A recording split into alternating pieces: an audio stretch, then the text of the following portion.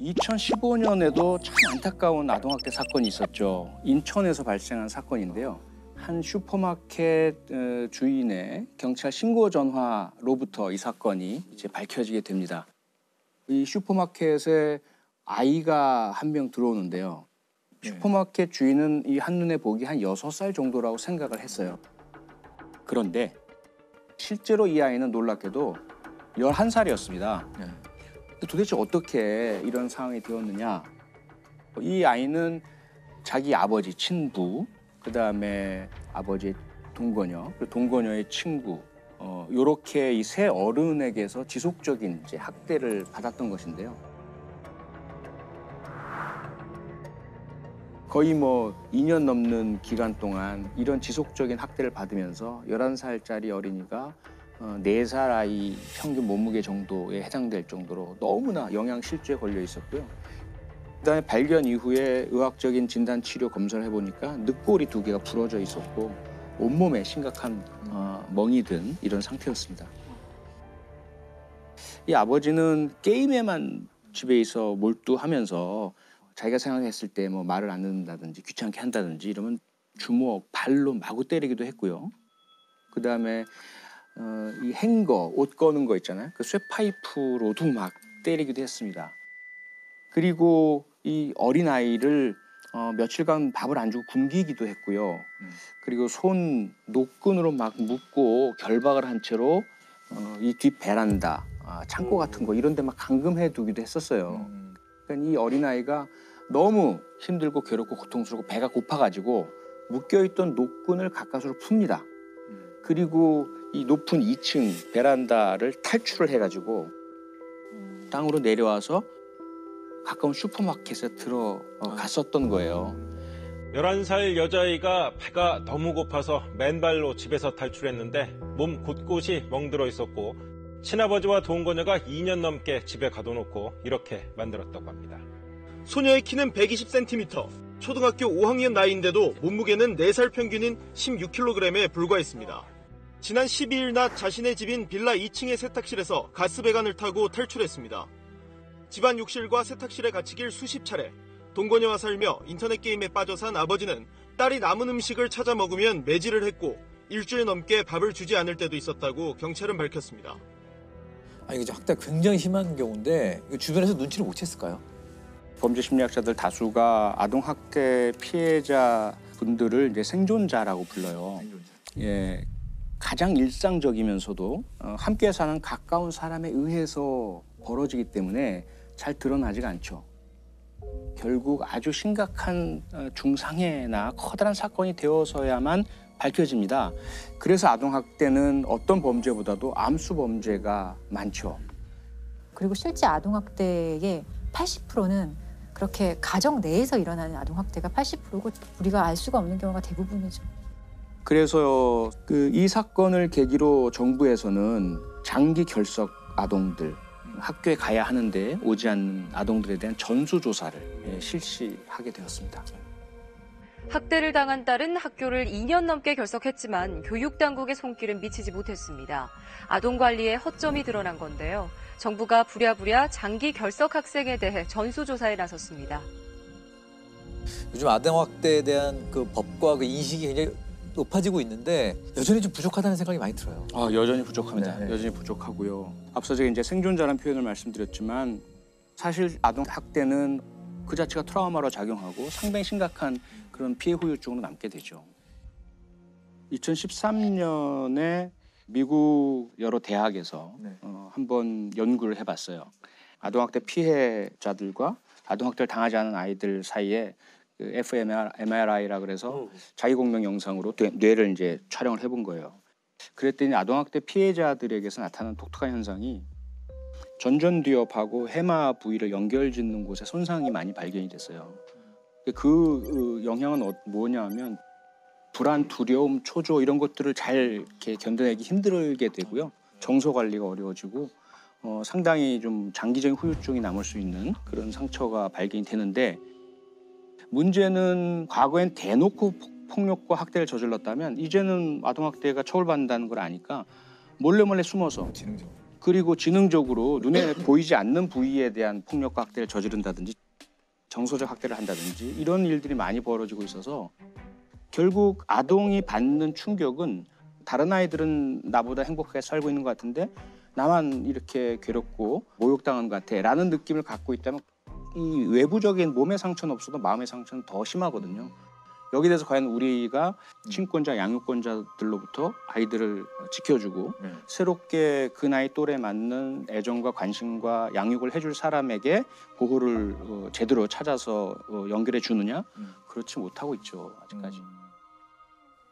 이제 막 범죄 영화 같은 거 보면 가정폭력이나 아동 학대를 당했던 경험에 범죄자들이 꽤 있었거든요. 실제적으로 피해자였던 사람이 나중에 가해자가 되는 경우가 있나요? 그 우리가 잘 아는 연쇄살인범들 유영철, 정남규, 강호순 아동학대 피해자입니다. 어린 시절에는. 그렇다고 해서 우리가 그런 강력범죄자들에게 면죄부를 줄 수는 없어요. 없죠. 조소도 안 되고 정당화의 논리도 안 됩니다. 왜냐하면 아동학대 피해를 당한 절대 다수는 절대로 내가 당한 거를 다른 사람에게는 하지 않겠어라는 결심을 합니다. 그래서 오히려 그 의지로 다른 사람을 지켜주고 보호해주는 사람 모범적인 시민이 되는 경우가 가장 많고요. 또 다른 분들은 그 학대 피해 후유증을 잘 이겨내지 못하고 아동학대 피해 후유증을 안고서 우울증이라든지 정신과적인 질환을 앓으시면서 힘들어하시는 분들이 그 다음에 다수고요. 아주 극소수가 자신이 받은 아동학대 피해를 학습을 하죠. 그리고는 다른 방법은 자기가 알지 못하니까 자기에게 욕구 불만이 생기거나 분노가 생기거나 또는 갈등이나 누군가와 다툼이 생기면 그걸 자기가 받은 것과 똑같은 방식으로 학습한 내용을 학대하고 폭력을 저지르게 되는데요. 가장 대표적인 사건 중 하나가 2010년에 발생했죠. 양천구 신정동의 옥탑방에서 발생했던 살인 사건에 대해서 말씀드리고자 합니다. 웃음소리가 기분 나빠서 살인했다라고 알려졌던 사건이에요. 이 사건의 범인이 33살이었는데 10여 년간 교도소에 복역하고 있다가 출소한 친구였어요. 근데 그 사이에 세상은 많이 바뀌었잖아요. 자기가 나와서 새로 적응하고 살려고 노력을 했는데 건설 현장에서 이제 일하는 것밖에는 할 수 있는 게 없고 그래서 그날도 토요일인데 2010년 8월 7일이었죠. 이 사람이 일이 없었어요. 다른 사람들은 다 간을 자기는 안 불러준 거죠. 그래서 그때 일하러 갈 때 필요한 망치, 칼, 이런 장비들을 든 가방을 가지고 동네를 돌아다니다가 어린이 놀이터에 혼자 이렇게 앉아 있었던 거예요. 그런데 어디선가 웃음소리가 들린 거죠.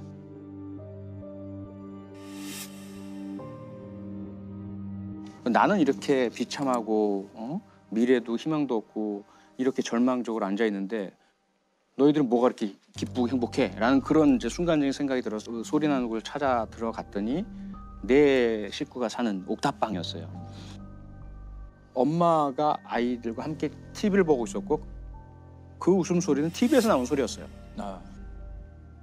근데 이제 엄마가 깜짝 놀라잖아요. 낯선 사람이 이렇게 들어서니까. 그랬더니 가방 안에 있던 망치를 꺼내가지고 그냥 이렇게 머리를 가격을 한 거예요.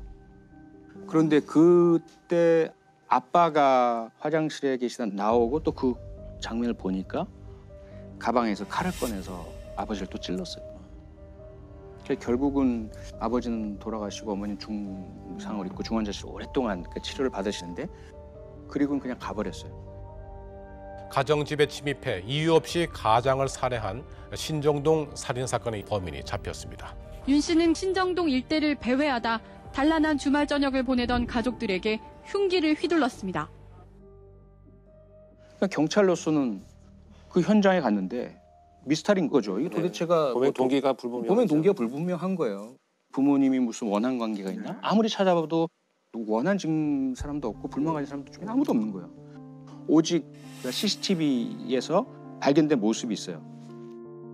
그 현장에 떨어진 모자, 인상착의. 도대체가 풀리지 않는 미스테리로 30일 넘게 계속 현장 주변에서 탐문하고 그러다 이제 36일째 되는 날 갑자기 형사 한 분이 잠깐 차를 세운 거예요.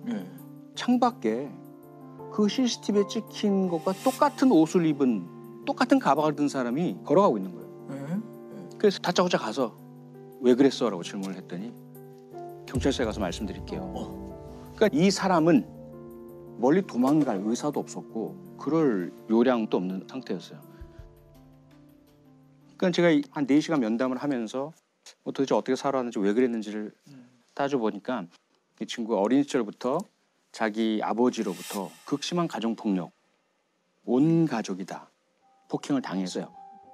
술만 드시고 막 집안 다 때려 부수고 어머니 폭행하고 아이들은 도망 다니고.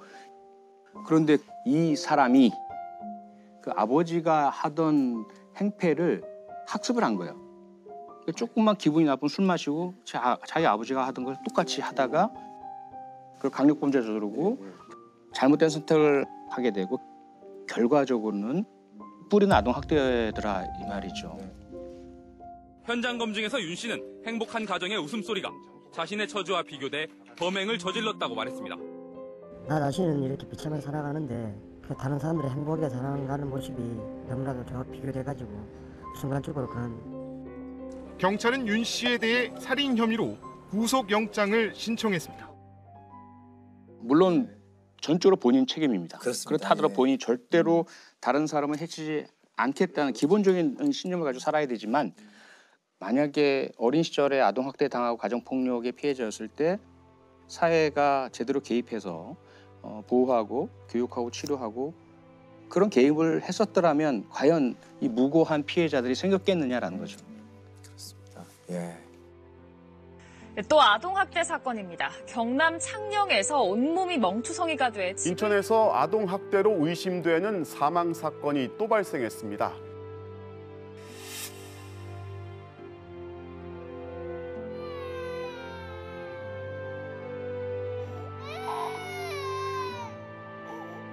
저희가 알스범잡하면서 가장 얘기 들을 때 마음 아픈 게 아동학대 얘기였던 것 같아요. 저희가 지금 몇 차례 다뤘는지 모릅니다. 시즌 1부터 시작해서.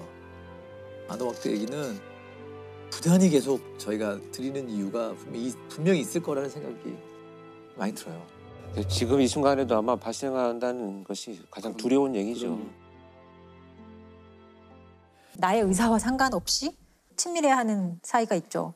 가족이죠, 바로. 가족이고 오늘 말씀드리고 싶은 것은 가정에서 일어나는 성폭력. 가정폭력이 사실 폭력으로 인식되는 데까지 우리가 되게 오랜 시간 걸렸듯이 친족 성폭력 문제도 사회의 문제, 개인이 해결할 수 있는 개인적인 문제가 아니다라는 것에 대해서 인식을 한 지가 그렇게 오래되지 않았어요. 의붓 아버지 살인 사건입니다. 92년 1월 17일에 이제 경찰서로 강도 신고가 옵니다. 한 가정집에 강도가 침입했다는 신고였고 현장에 경찰에 가보니 안방에서 어떤 중년 남성이 누워서 가슴에 칼에 찔린 채 이미 사망을 해 있었고요. 중년 남성의 딸이 공업용 테이프로 손발이 묶인 채 근처에 있었어요. 집에 현금이 좀 없어진 걸로 확인이 됐고 현장을 조사하던 경찰이 좀 이상한 점을 발견을 해요. 사망한 피해자의 딸 A라고 할게요. 이 A가 이미 대학생이었는데 아빠와 함께 잠을 자고 있었던 것으로 보이는 흔적을 발견했거든요. 대학생 딸이 아빠랑 자는 게 그렇게 일반적이지는 않잖아요. 그래서 수사관이 조금 이상하다고 의심을 했었고 아버지를 칼로 찌르고 금품을 훔쳐간 강도가 딸은 전혀 건드리지 않았다는 점 그리고 베란다나 창문 등에서 어떤 외부 침입 흔적이 전혀 없었어요. 일반적인 강도 사건과 조금 다르다고 이제 경찰이 판단을 해요. 그리고 또 살펴보니 이 아버지는 A의 친아버지는 아니고 의붓 아버지였다는 점을 이제 확인을 했어요. 그래서 경찰이 조금 이상하다는 생각을 하면서 이 A라는 딸에게 약간 거짓말을 해요. 너희 아버지 응급실에서 봤는데 살았더라라고 거짓말을 합니다. 사실 아버지가 살았다고 하면은 안도하는 모습을 보여야 하는 게 일반적일 텐데 예상하지 못한 반응을 이제 냅니다. 막 소리를 치면서 안 된다고 얘기를 해요. 그리고 현장에서 제3자의 지문이 발견이 되었어요. 근데 그 지문은 A 양과 같이 대학교를 다니는 B군의 지문이었고 이 B군은 A 양과 연인 사이였어요. 이 B군이 체포가 되고 A 양이 내가 죽였어요. B군은 잘못이 없습니다라고 이제 얘기를 합니다. 의붓 아버지를 살해한 범인은 바로 이 A양과 A양의 남자친구 B군이었던 거예요. 확인을 해보니 사망한 피해자는 살인의 피해자이기도 했지만 A양은 12살 때부터 이 의붓 아버지에게 신족 성폭력을 당한 피해자였던 것이었습니다. A양과 B군이 고민을 하다가 이제 좀 끔찍한 계획을 세우는 거죠.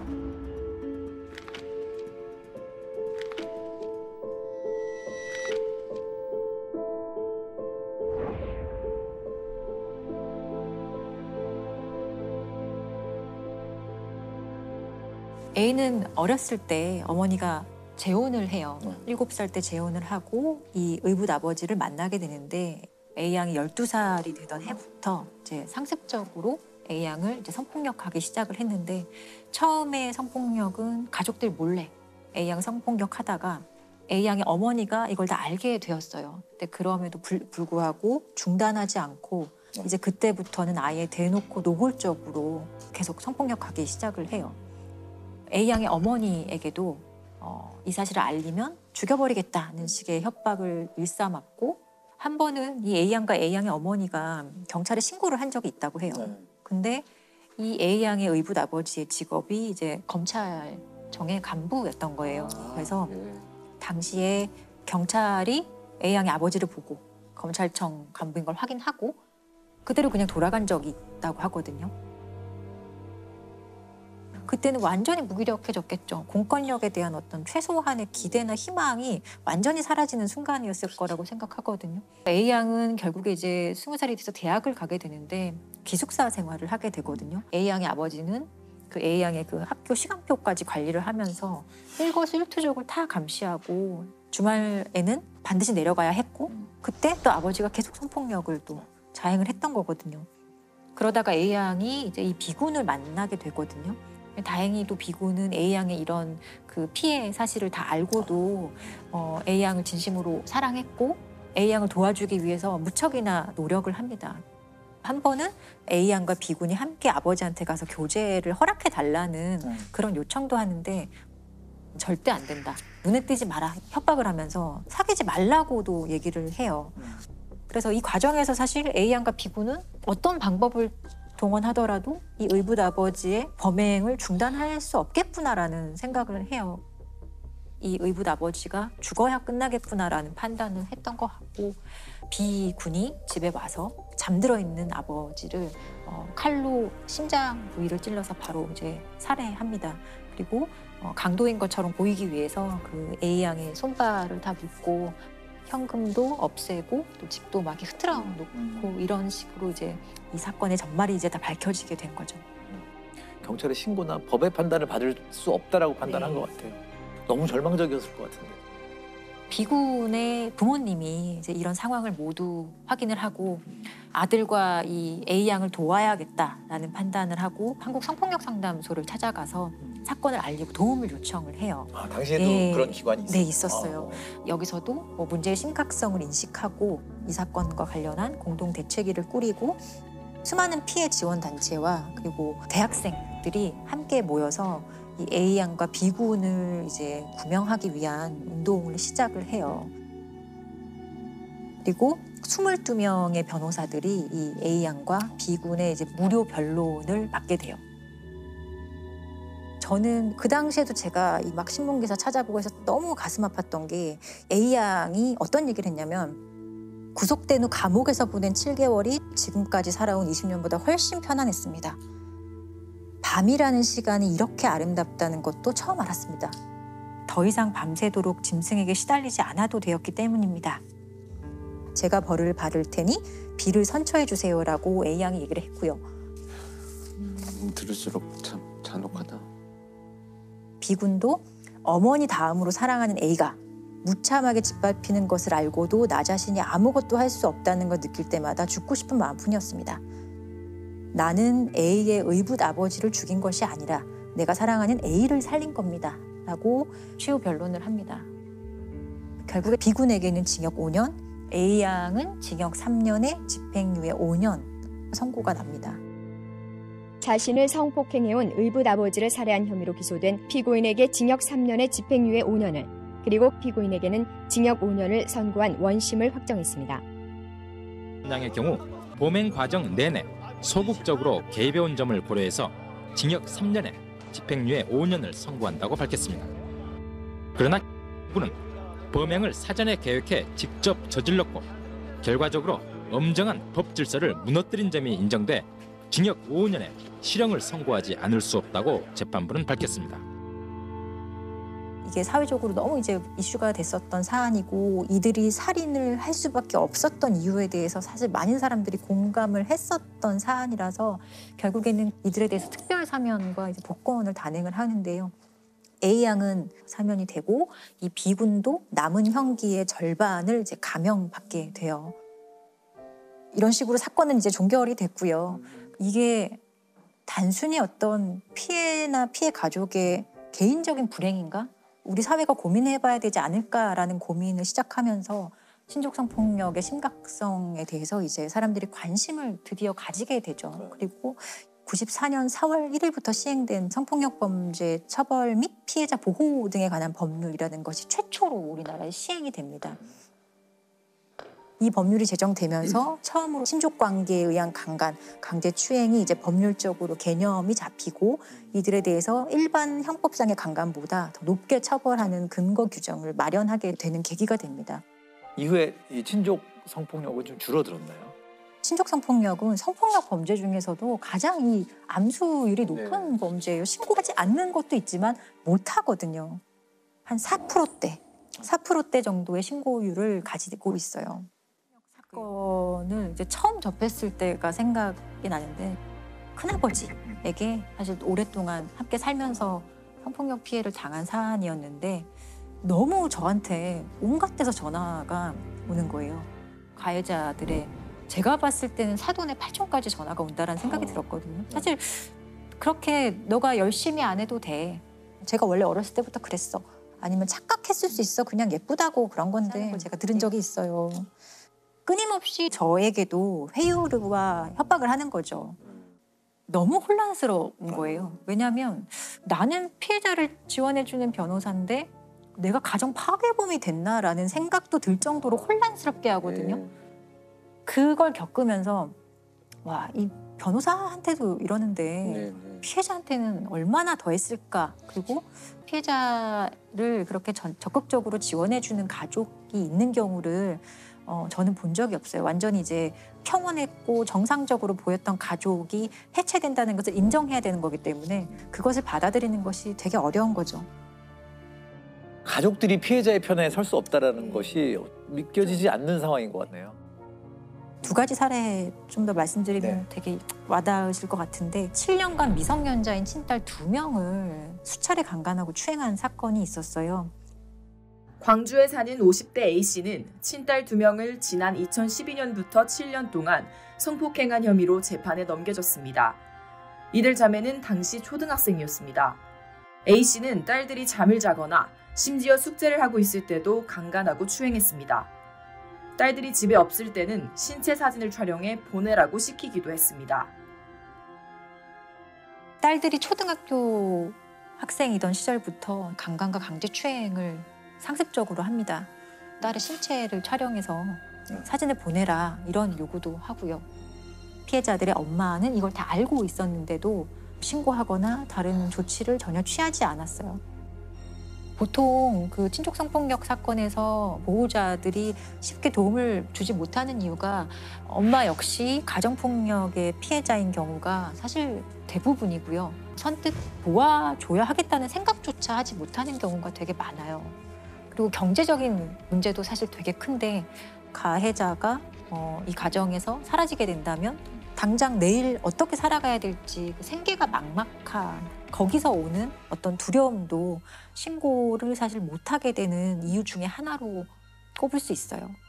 현장에서 보면 이런 것도 되게 커요. 그리고 이제 친오빠가 성폭력한 사안인데 피해 여동생이 성폭력 피해자인 제가 가해자와 동거 중입니다라는 내용의 국민청원을 올린 적이 있고 이제 29만 명이 청원에 동의했던 사실이 있어요. 아직도 재판은 진행 중인 사안이고요. 이 사안도 오빠가 친동생을 성폭력하고 그 성폭력 상황을 카메라로 촬영까지 한 사안이었는데 이들의 부모는 오빠에게는 아주 여러 명의 변호사를 붙여주면서 무죄 변론을 시키고 이 피해자는 국선 변호사가 홀로 어렵게 싸워 나갔던 사안이에요. 진짜 친오빠의 강간 사례가 현장에선 사실 많이 없는 사례 중에 하나거든요. 없어서 제가 많이 못 보는 게 아니라 신고가 되지 못하는 사건이죠. 생각해보세요. 나의 자식이 한 명은 가해자고 한 명은 피해자예요. 부모가 어떻게 할까요? 부모가 피해자 편 들어주는 부모는 없어요. 가해자가 된 우리 다른 자식을 어떻게 하면 최대한 살릴 수 있을까를 고민합니다. 이런 사안을 보면 사실 친족 성폭력 피해자가 가족들의 지지를 받는다는 것은 현실적으로 정말 어렵고 오히려 기대하는 것이 이상할 정도의 상황인 거죠. 반대로 피해자의 각오가 필요하네요. 그렇죠. 우리 가족과 난 단절될 각오를 네. 하지 않는 한.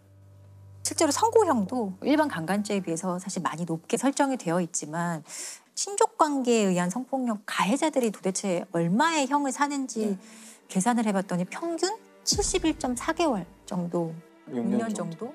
그러니까 사실은 형의 집행이 종료되고 다시 가정 친족 관계로 돌아왔을 때 그런 걸 생각하면 그렇게 만족스러운 형량은 결코 아니라고 생각이 들어요. 말도 안 되는 형량인데요. 고민이 되겠지만 피해자를 조력해주는 어떤 체계적인 시스템이 사실은 있어요. 피해자가 원할 경우에 뭐 쉼터라든지 피해자 지원 시설로 가서 보호받고 가족과 단절해서 살 수 있는 공간이 마련되어 있기 때문에 고민하지 않고 신고해도 된다고 생각해요. 이들이 내는 목소리를 우리가 잘 듣고 그리고 그 용기를 지지해주고 함께 고민하는 것부터 우리가 시작해야 될 것 같아요. 2011년 1월 달에 경찰관이 보험 사기를 하려고 하다가 자기 어머니를 살해한 사건이 있었습니다. 어머니를 폭행해 숨지게 한 현직 경찰 간부 이모 씨가 구속 수감됐습니다. 보험금을 타내기 위한 것으로 보이는데요. 어머니를 폭행해 장기 출혈로 6시간 만에 숨지게 한 혐의입니다. 경찰관이 빚이 많이 생겼어요. 네네. 여기저기 돈도 빌리고 이런 흔적들이 나타났는데 자동차에 부딪히면 상처가 없이 그냥 아프지 않나요? 교통사고로 위장을 하려고 큰 볼링공으로 엎드려 있는 자기 어머니의 등에 떨어뜨려서 결국 자기 어머니가 사망을 했던 거죠. 그래서 이제 그 CCTV를 분석을 해보니까 자기 어머니가 살고 있는 아파트에 헬멧을 쓴 다음에 볼링공을 들고 올라가는 계단에서의 걸음을 거리를 보니까 동료들이 보니까 이 걸음걸이를 금방 알겠는 거예요. 이래서 이제 체포를 하게 됩니다. 이 사건은 CCTV의 걸음걸이를 분석했다라는 것이 굉장히 중요한 단서로 작용이 됐기 때문에 법부행 분석을 해야 되겠다는 필요성이 좀 대두된 사건입니다. 요즘은 이제 법 영상 분석 연구원이 따로 있고요. 2차원 영상에 기록된 장면을 3차원으로 시뮬레이션해서 피사체의 크기나 길이 등 것들을 파악해서 현장을 재구성하고 있습니다. 자백을 그래서 결국 했나요? 끝까지 부인을 했어요. 그래서 제가 투입이 됐는데 사실 제일 힘든 건 사이코패스들의 범죄를 자백받는 게 아니에요. 신문 기법에 대한 교육을 받은 실무자가 사실 제일 힘들어요.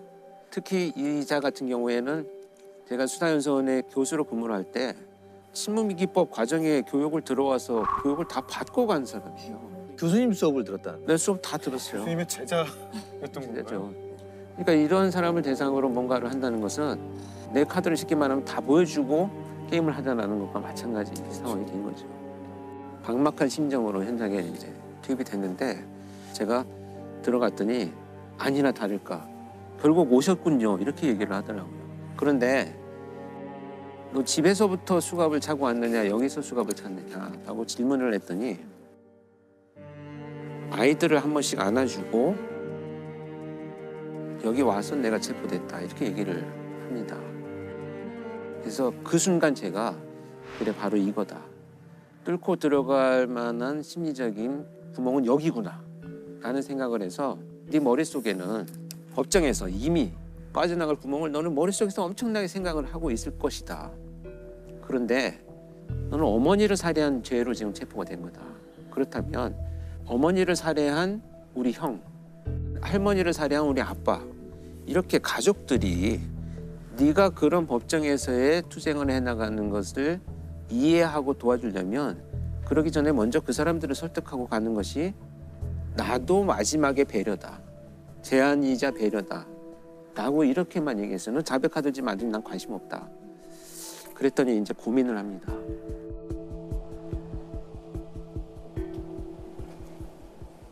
자, 그러면 내 아내와 변호사를 같이 불러주십시오. 그래서 이제 둘이 같이 불러서 변호인 접견실에 들어갔는데 수사팀장한테 야, 자백할 거다. 2시간 만에 문을 열고 나오더니 나 보험 사기 하려다 이렇게 된 거야. 그러면서 복도에서부터 막 그냥 자백을 하기 시작을 했어요. 근데 이 신문 전략이 뭐냐면 새로운 것을 부각시켜서 판단의 기준을 바꾼다라는 게 있거든요. 네. 빨리 범죄를 드러내고 가족들과 상의하고 변호사한테 조력을 받는 것이 더 필요해. 새로운 것을 이렇게 확 부각을 시켜줘 버렸어요. 그러니까 자백이라는 것으로 선택을 하게 되는 거죠. 그래서 신문의 핵심은 부인하는 범죄자들한테 막 해라, 너 뭐 사정하고 이런 게 아니고 굉장히 이 사람이 지금 어떤 생각을 하고 있지?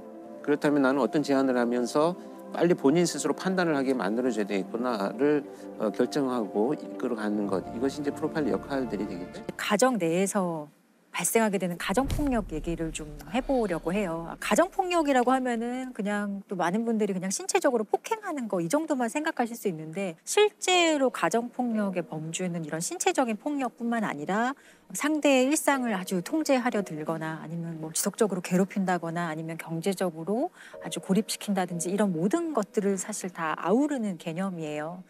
근데 이 가정폭력 중에 가장 이제 잔혹하고 이제 안타까운 경우가 살인까지 이제 이르렀을 때가 가장 문제가 되죠.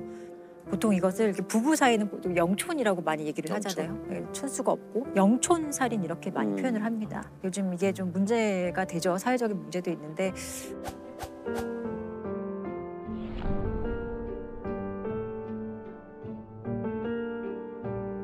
대표적인 그 가정폭력이 이제 살인의 결과까지 이르게 된 사례를 이제 하나 말씀을 드릴게요. 2018년 10월 22일 강서구의 어느 주차장에서 있었던 일이에요. 한 여성이 피를 흘리며 쓰러져 있다라는 신고를 받고 경찰이 이제 현장에 출동을 합니다. 새벽 시간 아파트 주차장에서 40대 여성이 흉기에 맞아 숨졌습니다. 경찰은 이 여성의 전 남편을 용의자로 보고 있습니다. 이 여성과 이미 4년 전에 이혼한 전 남편이 가해자였던 거예요. 근데 이 사건이 뭐 단순 살인 사건인가 하고 이제 경찰이 더 들여다봤더니 이미 이 피해 여성은 여러 차례 이 남성과의 사이에서 어떤 폭력 피해를 입었었고 또 경찰에 신고한 이력도 여러 번 있었던 거예요. 그래서 가장 잔혹하고 극단적인 성향을 보여주는 그 대표적인 폭력 사건이 2015년 2월에 있었던 사건인데 당시에 이 피해 여성이 친구들과 함께 여행을 갔다고 해요. 근데 이 여행 가는 것을 가해자가 되게 못마땅해 했고 여행에서 돌아오는 피해자를 기다렸다가 주차장으로 끌고 가서 아주 막 잔인하게 폭행을 해요. 근데 여기서 멈추지 않고 이 가해자는 어떤 행동을 하냐면 피해 여성의 언니와 그리고 딸들에게 연락을 해요. 문자로 좋은 구경 있으니까 집으로 와라 라고 해요. 그래서 완전 참혹하게 맞은 엄마의 모습을 그대로 보여주는 거예요. 정말 얼굴에 주름질 곳이 없을 정도로 맞아서 퉁퉁 부어있는 상태였어요. 아빠의 흥분을 가라앉히기 위해 매달려서 빌고 빌었지만 흉기를 들고 위협까지 하는 상태였어요. 그게 몇 시간 동안 지속되다 보니까 제가 참다 못해서 경찰에 신고를 했고요. 그래서 실제로 이 경찰이 출동을 해서 가해자가 경찰서에 갔다가 2시간 만에 다시 집으로 와요. 이 아빠가. 어떤 조치가 내려지긴 했나요? 가정폭력 사건에서 이런 식으로 좀 피해자에게 좀 피해를 주거나 가정폭력 범죄에 해당한다고 했을 때는 임시조치라는 거를 할 수 있어요. 근데 대표적인 게 접근을 피해자에게 좀 접근하지 못하는 것 그리고 연락을 좀 못하게 하는 것, 전화, 문자 메시지 이런 거 못 보내게 하는 것. 이런 조치가 사실 내려지기도 했는데 이 가해자는 이 조치를 어겨봤자 형사처벌 안 된다는 거를 너무 잘 알고 있었어요. 이 사람의 직업이 교도관이었다고 하거든요. 교도관이에요. 교도관인데 자기가 교도관인 걸 가족에게 상당히 강조하면서 나는 교도관이고 법률을 너무 잘 알아. 이런 걸로 경찰 가도 큰 일이 되지 않을 거야. 나는 구속되지 않을 거야. 처벌받지 않을 거야 라는 것을 그 가족들에게 항상 이런 식으로 사실 좀 세뇌하면서 자신의 어떤 장악력을 계속 좀 키웠던 것 같아요. 심리적으로 상당히 좀 피해자들을 지배하려고 했던 것 같아요. 근데 결국은 이혼도 안 하고 그냥 산 건가요? 그래서 이 사건을 계기로 도저히 안 되겠다 생각해서 이 두 사람은 이혼을 하게 돼요.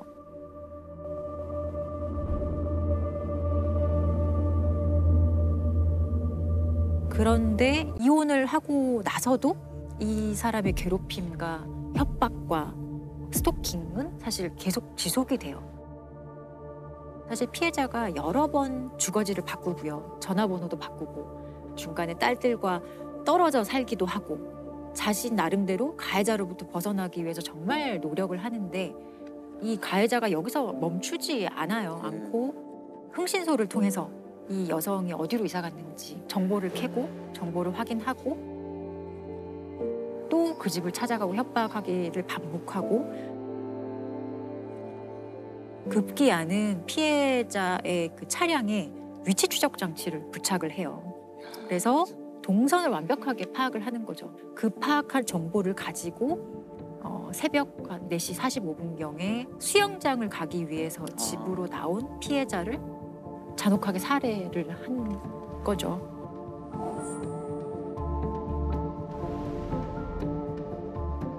이 가해자의 처벌이 너무 궁금합니다. 어떻게? 가해자는 무기징역이 이제 구형이 됐지만 징역 30년으로 왜 최종 갑자기 확정됐어요. 또 그 1심 판결문의 이제 판결 이유를 보면 계획적인 범행을 통해서 피해자를 살해하게 이른 것으로 엄히 처벌할 필요가 있다는 것을 인정하면서도 다만 피고인이 변론 종결 이후 제출한 반성문을 통해 뒤늦게나마 고인과 유족들에게 사죄의 의사를 표시하고 있는 점을 이제 고려를 했다는 거예요, 양형에. 별로 그런 거 고려 안 해도 될 것 같은데.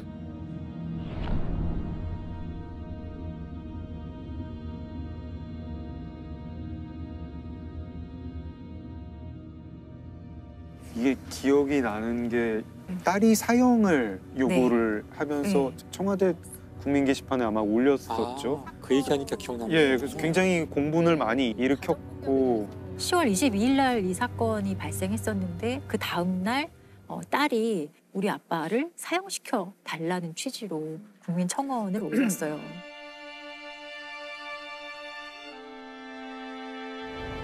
18년 10월 22일 강서구 등촌동 47세 여성 살인 사건의 주범 저희 아빠는 절대 심신미약이 아니고 사회와 영원히 격리시켜야 하는 극악무도한 범죄자입니다. 제2, 제3의 피해자가 생기지 않도록 사형을 선고받도록 청원드립니다. 엄마는 늘 불안감에 정상적인 사회활동을 할 수 없었고 보호시설을 포함 5번의 숙소로 옮겼지만 온갖 방법으로 찾아내어 엄마를 살해 위협했으며 결국 딸이자 엄마는 허망하게 하늘나라로 갔습니다.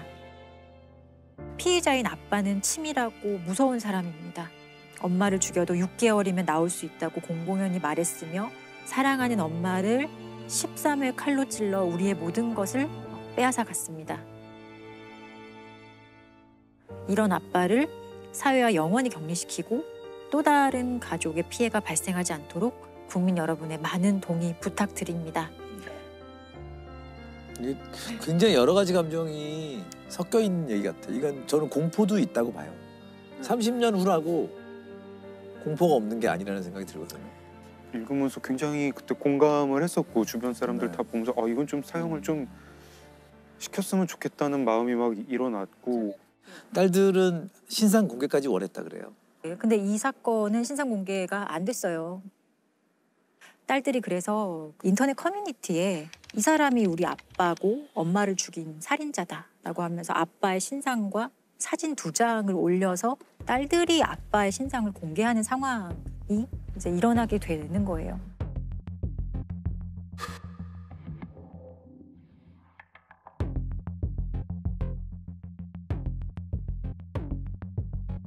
당시에 정말 기억이 나실 정도로 사회적으로 큰 이슈였어요. 그래서 이제 가정폭력 대책이라고 해서 여가부 장관이 답변도 했던 사안이고, 개정된 것 중에 가장 대표적인 게 아까 말씀드린 임시조치의 내용 중에 과거에는 어떤 장소를 위주로 설정을 했었거든. 그 장소에서 100m 이내 접근 금지.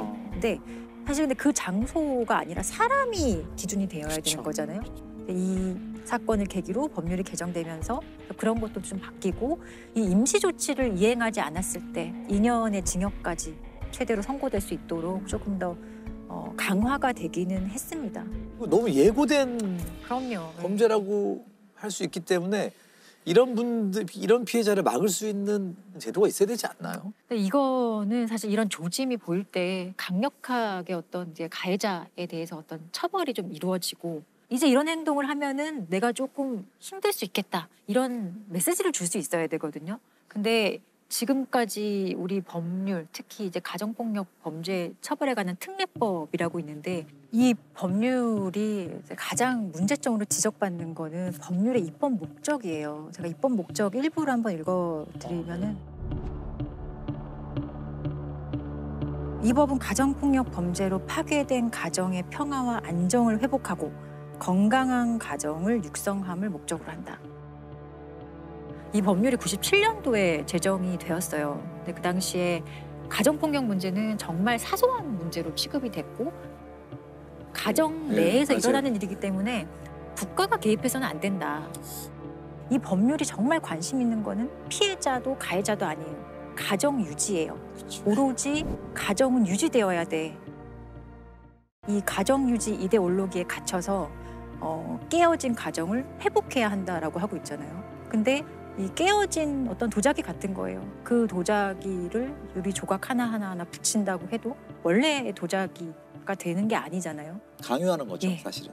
그래서 이 입법 목적이 2011년에 조금 개정이 돼요. 어떻게 개정이 되냐? 그대로 있어요. 그대로 있고, 뒤에 피해자와 가족 구성원의 인권을 보호함을 목적으로 한다가 이제 추가로 들어오긴 합니다. 문제가 지적을 많이 했군요, 사람들이. 그렇지만 여전히 이 법률은 사실 국가가 가해자를 좀 엄정히 처벌해야 될 역할을 피해자에게 약간 떠넘기는 거예요. 피해자의 의견을 존중한다. 피해자의 의사, 처벌 원하지 않는다. 그러면은 뭔가 처벌하지 못하도록 하는 이런 법률적인 근거가 오히려 가해자들에게 또 때려도 되겠네라는 잘못된 학습 효과만 지금 주고 있는 상황인 것이고, 그 상황에서 피해자는 어떤 생각을 하느냐. 그냥 나만 지금 참으면 우리 가족이 유지될 수 있어 생각하고, 그래 이번 한 번만 하면서 폭력의 강도는 높아져도 그냥 처벌 원하지 않습니다. 이런 식으로 말을 해서 사건이 종결되는 경우가 태반입니다. 실제로. 실제로 이런 게 누가 밖에서 그냥 누가 계속 저를 지속적으로 이렇게 때려요. 그리고 그 강도가 점점 세지고 제가 상처를 입고 병원에 갈 정도가 되면 그 사람은 반드시 처벌받아요. 그렇죠. 네, 근데 맞습니다. 이게 가정 내에서 일어났다 하면 그 사람은 처벌받지 않고 오히려 조금 더 교정해보렴 하고 면죄부를 주는 그런 되게 모순적인 상황이 발생을 하는데, 이게 2022년도에도 얼마나 사람들이 이해할 수 있을지, 지금의 사람들이 가지는 그 폭력에 대한 그 인식이 과거와 같을지 저는 그거 아니라고 생각해요. 저는 이걸 가정폭력이라고 하는 말을 조차 바꿔야 된다는 생각을 해요. 그냥 폭력이죠. 그냥 폭력이에요. 폭력이에요. 강력 폭력이에요. 맞아요. 그냥 강력 오히려 범죄. 가정이기 때문에 더한 폭력 아닌가요? 가중처벌이 필요한 강력 범죄라고 봐야 돼요. 이 범죄는 점점 늘고 있나요? 사실 이게 늘고 있는 거는 맞아요. 그런데 애초에 신고되는 비율이 너무 적어요. 2016년 실태조사 기준에 따르면은 1.7% 정도가 경찰에 신고하거든요. 그러니까 정말 대부분의 사건은 99% 정도, 98% 정도의 사건은 경찰에 신고조차 되지 않고 그냥 알아서 끝나는 거죠. 이게 대표적으로 암수 범죄가 그렇죠. 많은 범죄죠. 그리고 신고를 왜 안 했냐라고 물어보면 그러니까 신고해도 뭐 어쩔 수 없이 뭐 의미가 없을 맞아요. 것 같아서 다 포기하는 거예요, 하는 사실은. 분들이 되게 많아요. 그리고 실제로 어느 정도로 그럼 이게 구속률은 어느 정도인지 봤더니 2018년도에는 0.8%, 맞아요. 1%가 안 되죠. 2019년도에는 0.9%. 그 가정폭력의 시작과 과정과 극단적인 끝을 되게 잘 표현한 시가 있어요. 그 폴레트 켈리라는 이제 미국 여성이 13년간 가정폭력 피해를 입다가 탈출해서 지금은 이제 가정폭력 피해자들을 지원해주고 있는 일을 하고 있는 여성인데 제목은 나는 오늘 꽃을 받았어요라는 제목의 시예요. 자, 저는 오늘 꽃을 받았어요. 우리의 결혼 기념일이라거나 무슨 다른 특별한 날이 아닌데도요. 지난밤 그는 저를 밀어붙이고는 제 목을 조르기 시작했어요. 그렇지만 그는 틀림없이 미안해할 거예요. 왜냐하면 오늘 저에게 꽃을 보냈거든요. 저는 오늘 꽃을 받았지요. 오늘은 아주 특별한 날이었어요. 바로 제 장례식장 날이었거든요. 지난밤 그는 드디어 저를 죽였어요. 저를 때려서 죽음에 이르게 했지요. 제가 좀 더 용기를 갖고 힘을 내서 그를 떠났다면 저는 아마 오늘 꽃을 받지는 않았을 거예요. 2009년 10월에 있었던 서울 중랑구에 있었던 사건인데 10대 청소년 가족 첨부 방화 살인 사건이에요. 자, 2009년 10월에 새벽 5시쯤에 중랑구의 다세대 주택 반지하 방에서 불이 나고요. 현장에 가보니 엄마와 딸이 많이 이제 다쳐 있고 병원으로 옮겼는데 3, 4일 만에 모두 사망을 해요. 그런데 내 가족이 일가족이었는데 아버지는 사건 당일에 잠시 집을 비워서 그나마 화를 면할 수 있었고 또 아들이 있었죠. 근데 나중에 경찰 조사에서 확인해 보니 유류에 의한 화재로 밝혀졌어요. 방화 가능성에 무게를 두고 수사를 합니다. 그리고 이후 방화범을 잡게 되면서부터 충격적 사실이 밝혀지게 돼요. 불을 낸 사람은 15살의 B군이라는 동네 아이였고요. 이 방화를 부탁한 사람은 놀랍게도 이 피해자 가족의 17살 아들이었어요. 왜 청부를 했을까요? 보험금 때문에. 바로 보험금 때문에. 아니 17살이 보험금이 뭐가 필요해서. 네, 너무나 사실 어리석은 생각이고 이루어질 수 없는 생각이었는데 이 집안이 사실 넉넉지 않은 집안이었어요. 반지하 방에 보증금 300에 월세 30만 원. 아버지는 전국을 다니면서 건강식품을 팔았었고 어머니는 전단지 붙이는 그런 부업 아르바이트를 할 정도였고 그 집의 딸은 사실 대학생이었지만 등록금이 없어서 휴학을 하고 미용사로 취직을 해서 돈을 벌고 있었던 상황이었거든요.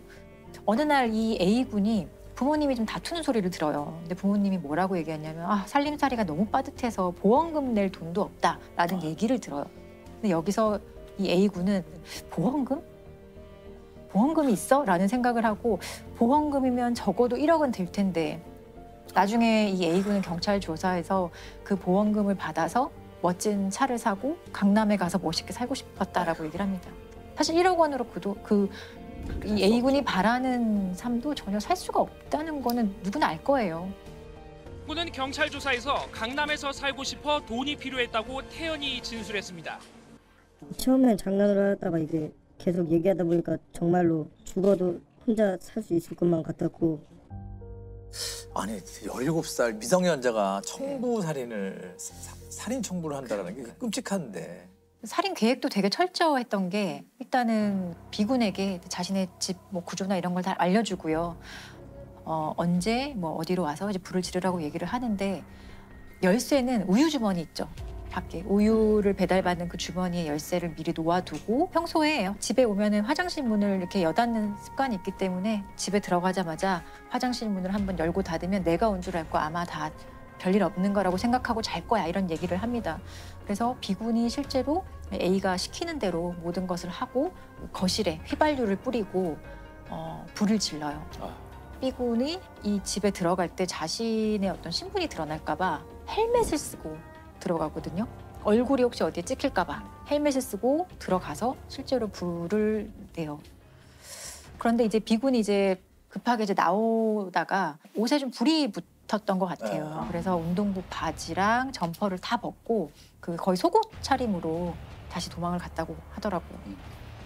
범인이 어떻게 밝혀집니까? 당연히 경찰은 가족 중에 현장에 없었던 사람은 이 A군과 아버지잖아요. 그래서 A군이 아무래도 의심스러워서 한 3차례 정도 조사를 하는데 A군에게 너무 확실한 알리바이가 있었어요. 그 사건 발생 당시에 자신은 강원도에 그 여자친구와 놀러 갔었다. 그리고 그때 그 시간에 찍힌 사진도 보여주고 내가 이거 미니홈피에 업로드도 했다고 하면서 너무 명확한 증명을 하죠. 그리고 심지어 이 A군은 아무래도 우리 아빠가 의심스럽다라고 얘기를 하면서 경찰에 수사 혼선을 막 주기도 해요. 근데 이런 이 A군의 거짓말은 그렇게 오래가지 못했고요. 현장 CCTV를 분석한 결과 이제 B군이 방화범으로 이제 확인을 했고요. 그리고 B군은 범행 일체를 자백합니다. 예. 그리고 A군에 대한 경찰 조사가 시작이 됐습니다. 근데 뭐 조사 과정에서 특히나 좀 황당했던 건 이 A군의 태도예요. 자기가 이렇게 가족을 살해했음에도 불구하고 너무나 이 뻔뻔한 태도를 보이고 막 통닭 한 마리를 다 치킨 통닭을 다 먹고 나중에 탕수육도 더 시켜달라고 부탁을 하고 자기 조서를 막 읽어보더니 막 웃으면서 와 이거 판사님이 보시면 진짜 나쁜 사람이라고 생각하겠네요 라고 하면서 막 웃기도 하고 경찰 입장에서도 되게 너무 황당하고 참 어이가 없는 거죠. 사실 이 A군과 B군에 대한 판결 일체의 정보는 아마 나오지 않아요. 미성년자에 대한 것이라서 아마 추가적으로 외부에 공개된 것이 없는 것 같은데 우연히도 이 B군의 스토리가 TV 다큐멘터리 같은 데 방영이 된 적이 있어요. 13년형을 선고받고 지금 소년교도소에 복역 중이다라고 얘기를 하는데 공범이 원래 같이 동네 선후배였는데 그 형이 저희 집에서도 막 자주 자고 그랬었는데 네가 안 하면 형이 니네 할머니 뭐 죽여버리면 끝이야 막 하면서 하니까 그래서 밝혀졌네요. 예, 13년형을 선고받았는데 A군은 얼마만큼의 형을 선고받았는지는 전혀 확인이 안 되거든요. 근데 추측을 하건대 일단 이 사건은 A군의 어떤 방화살인 교사로 시작된 범죄이기 때문에 정범이라고 할 수 있는 이 B군과 동일한 형을 받았거나 아니면 13년형보다는 최소 높은 형을 선고받지 않았을까라고 추정할 수만 있습니다.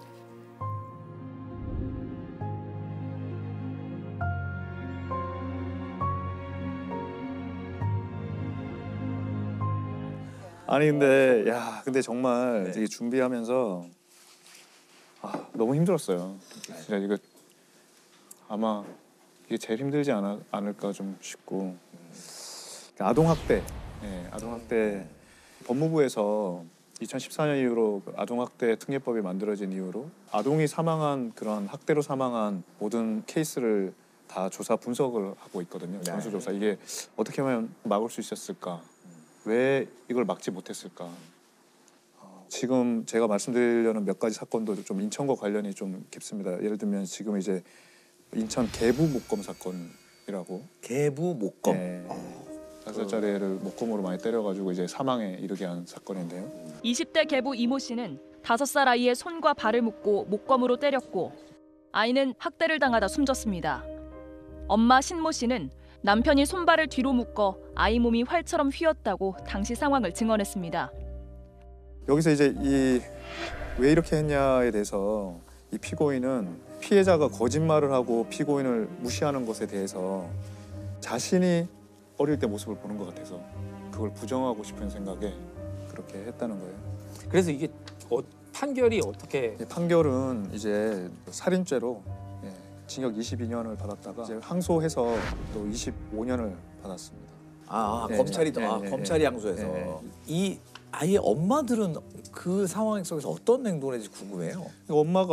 엄마도 이제 그때 구타를 당했어요. 그래서 엄마도 다른 데 갔고 그래서 엄마가 같이 외출하면서 애는 화장실에 감금해놓고 나가는 거예요. 그 자체 생모가.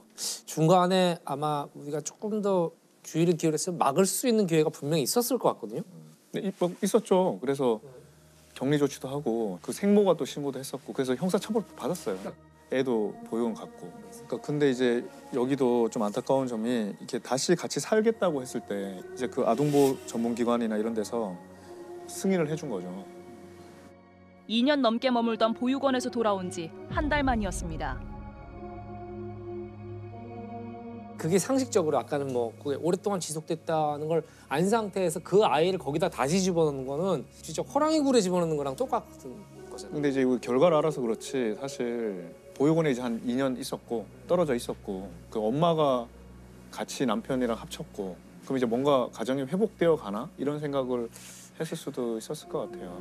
그리고 이제 이 불안하게 큰 아이들일수록 더 분리불안이 강해요. 그러니까 굉장히 사랑받고 큰 아이들은 혼자도 잘 놀아요. 근데 이렇게 상처받고 큰 애들은 오히려 혼자 잘 못 있어서 말씀대로 지금 즉시 분리조치를 해도 다시 가고 싶어. 너무 분리불안이 너무 심해서 죽을 거 그게 그 분리불안은 그냥 외로운 정도가 아니라 그냥 이러면 죽을 것 같은 그런 공포에 휩싸이는 거예요. 계속 이 아동학대 사건은 뭐 작년 올해 계속 지금 계속 우리 공분을 살 정도로 얘기가 많이 나오고 있어서 사건이 좀 많습니다 이게. 그래서 그 천안 계모 캐리어 가방 사건인데 9살 어린이를 여행용 가방에 7시간 넘게 가둬 결국 숨지게 한 의붓어머니 A씨. 검찰은 A씨에 대해 살인과 아동복지법 위반, 특수상해 등의 혐의를 적용해 구속 기소했습니다. 때린 거 맞습니까? 학대 혐의 인정하세요? 자, 읽어드릴게요. 피고인은 누구가 자기 배로 나온 누구가 자신의 게임기를 피해자가 옮겨놓은 것으로 의심하여 피해자를 계속 추궁하고 이에 피고인의 과도한 체벌과 지속적인 학대로 위축되어 있던 피해자가 자신이 만진 것이 사실이라며 허위로 인정을 하자. 사실은 피고인이 그 엄마가 옮겨놨어요. 피고인이 위 게임기를 옮겨놓은 것임에도 피해자가 거짓말을 하였다는 이유로 내부 옷방에 있던 여행용 가방 가로 50cm, 세로 70cm 되게 작죠 캐리어가 를 거실로 가지고 나와 피해자 키가 132cm고 어깨 넓이가 34cm 어깨 넓이가 34cm인데 거기 들어가라고 한 거예요.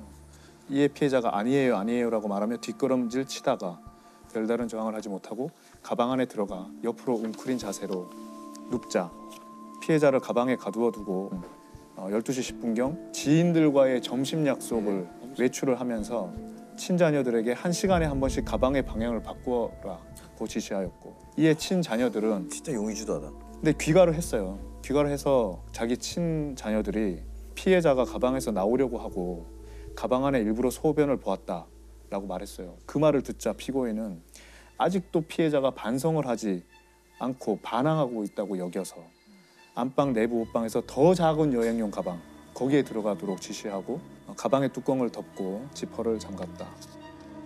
의붓 어머니가 가방 2개를 번갈아가며 7시간 넘게 가뒀었다고 진술했습니다. 의붓어머니의 더 잔혹한 학대 사실이 검찰 수사에서 추가로 드러났습니다. 계속해서 피고인은 제2 가방을 세웠어요. 그 안에는 피해자의 머리가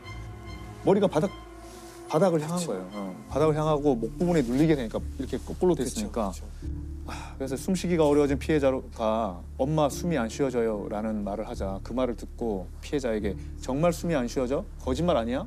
라고 추궁을 하고 이에 피해자가 평소처럼 심리적으로 위축되어 피고인의 추궁에 반대 의사를 표시하지 못한 채 내 거짓말이에요. 아 거짓말이라고.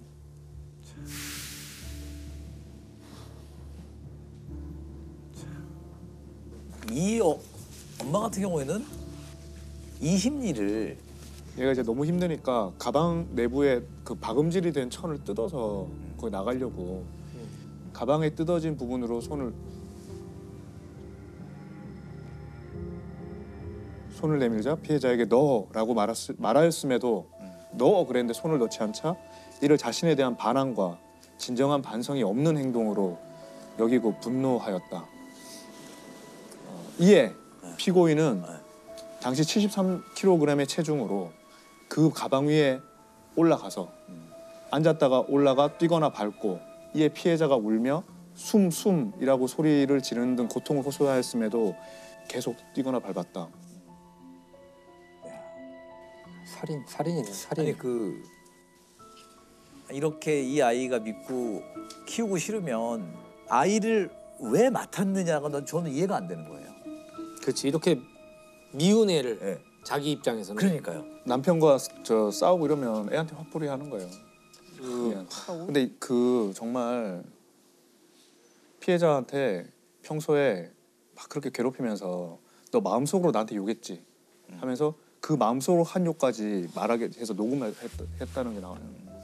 모든 걸 자기 통제하에 놓고 마음까지도 통제해 버리려고. 가해자는 어떤 처벌을 받았나요? 가해자는 징역 22년을 지금 받았는데 2심에서 25년으로. 역시 아까랑 똑같고. 이 같이 있었던 이 피고인의 친자식들 이런 상황에 가담 내지는 목격하고 어찌됐든 동조하게 된 거잖아요. 친모의 애들은 친모의 범죄를 증언해요. 이렇게 했고 이렇게. 다 얘기해요. 아 이게 그 아이들 얘기가 참조가 많이. 그거죠. 근데 근데 하여튼 이 엄마는 반성문을 이제 수많은 반성문을 제출했는데 피해자가 거짓말과 나쁜 행동을 하고 이해할 수 없는 행동을 해서 그때마다 달래보고 벌을 주고 체벌을 했는데 모든 방법이 물거품으로 돌아가고 실망스러운 피해자의 모습을 봤다. 그 아이의 길을 꺾기 위한 일종의 기싸움이었다라고 이야기합니다. 그러니까 판사도 피고인의 진정으로 반성하고 참여하고 있는지 의문이다 이렇게 써놨죠. 저 25년도 이렇게 모자란 것 같죠. 피해자의 유족과 학교 선생님, 이웃 주민이 기억하는 피해자는 밝고 명랑하고 춤추기 좋아하며 친구들과도 잘 어울리는 어린아이였다. 꿈이 경찰관이었대요. 경찰관이 꾸미던 아이는 피고인의 지속적인 학대 가운데 점차 말수가 줄고 잘못하지 않은 것도 잘못했다고 인정하는 등 가정 안에 왕따로 외롭게 지내다가 엄마라고 부르던 마지막까지 숨을 외치며 자신을 구해줄 것으로 믿었던 피고인에 의하여 그렇게 생명을 잃었다. 또 다른 네 맞아. 이게 제가 이 사건이 되게 의미가 큽니다.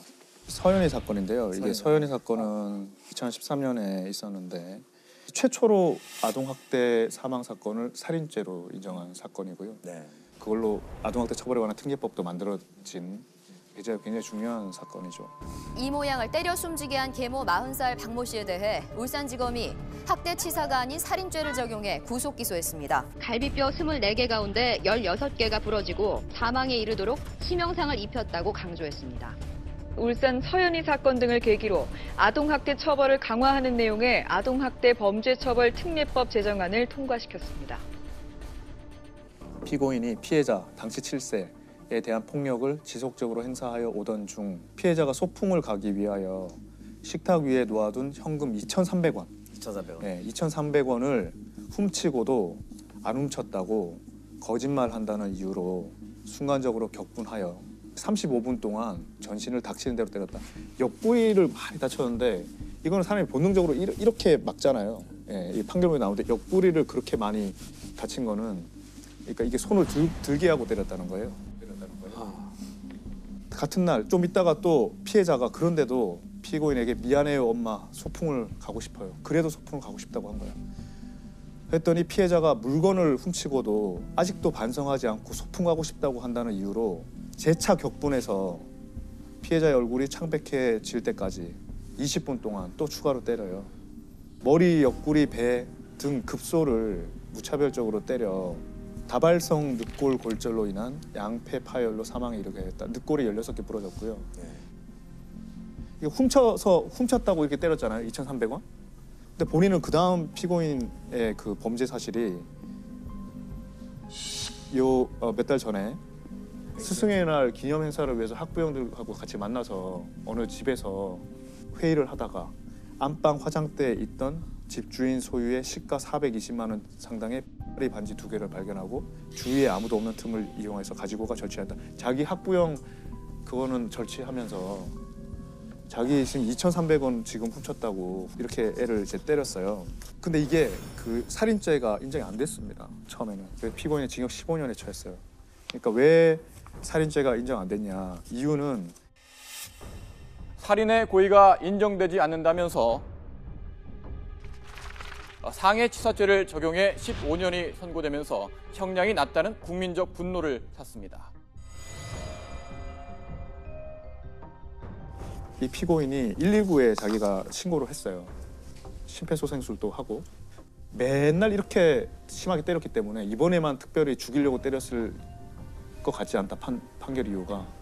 그 다음에 머리와 옆구리를 구분해서 머리는 한 대만 때리고 옆구리는 많이 때렸다. 그러니까 머리가 치명적인데 그런 이유로 하여튼 살인죄 고의가 없다고 한 거예요.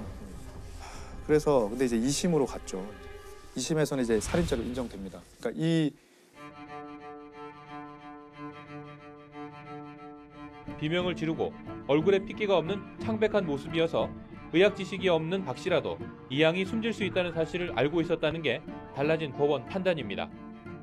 심폐소생술하고 구해주려고 했던 거 다 거짓말로 본 거예요. 왜냐하면 이 엄마가 어떻게 이야기하냐면 애가 그렇게 죽으니까 심폐소생술을 자기가 막 하다가 도저히 안 될 것 같아서 죽을 것 같아서 한낱 뭐 희망의 끈을 놓지 않고 119에 전화했다는 거예요. 근데 보통 사람들은 먼저 119에 신고를 하죠. 그렇죠.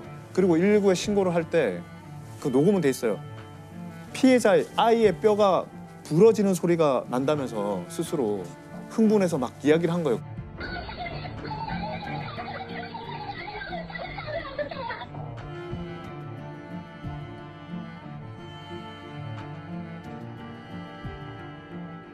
자기가 다 부러뜨려 놓고 이렇게 막 해서 아이의 뼈가 부러진 것 같다. 그리고 119 도착했을 때는 바닥과 욕조와 피가 다 닦여 있었어요. 브루스타라는 약품을 뿌리면은 피가 형광색으로 빛나거든요. 그걸 했더니 이제 피가 다 닦여 있었던 안 보이던 피들이 다 드러나는 거예요. 네. 더 악랄하게 본 거죠. 네. 그 살인이죠? 살인이죠. 그 2심에서? 예, 2심에서 최초로 살인죄를 인정을 했습니다.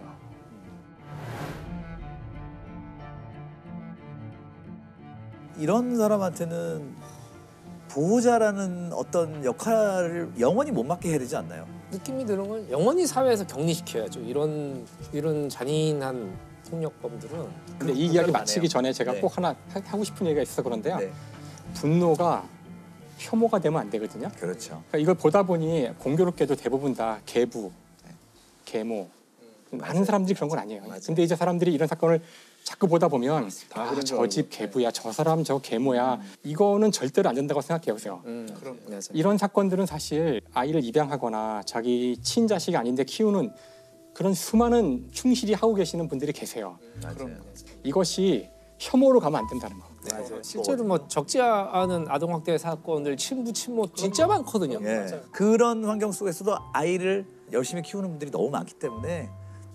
근데 이서연 어린이 사건은 그런 측면에서 굉장히 다른 파장을 많이 일으켰어요. 이게 지금 아동학대 처벌에 관한 특례법이 굉장히 많은 기능을 하고 있거든요.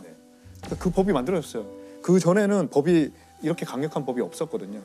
앞으로 아동을 학대해 숨지게 한 경우 최대 무기징역에 처해지고 아동을 학대한 부모 등 친권자는 친권이 박탈됩니다. 좀 더 여러 가지 장치를 더 만들고 정비를 하자.